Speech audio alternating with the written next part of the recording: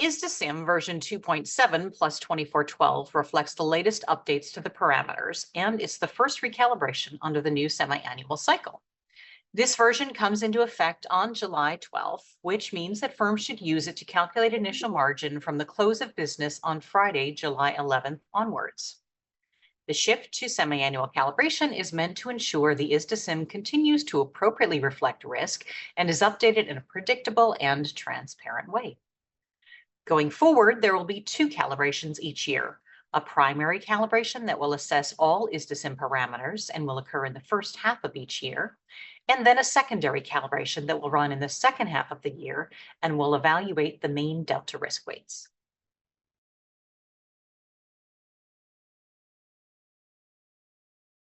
The release of the latest ISDA SIMM version has triggered a new requirement for EU counterparties to apply for regulatory authorization to use the model. This submission has to be completed before the revised version of SIMM comes into effect on July 12th. Specifically, any EU financial or non-financial counterparty currently using SIMM to exchange IM must submit its initial application to their national regulator, and significant institutions also need to apply to the European Central Bank.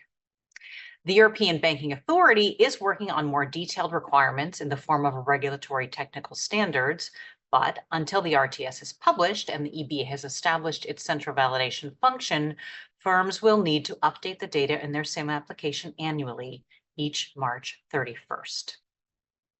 EU entities currently below the IM threshold for all portfolios are not required to apply now, but should do so if and when they exceed the threshold and before they start to use the SIMM to exchange IM.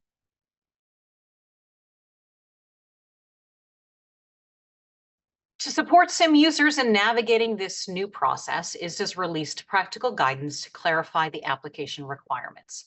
We've also developed a generic template that firms can use for the initial application. Both of these are available on our website.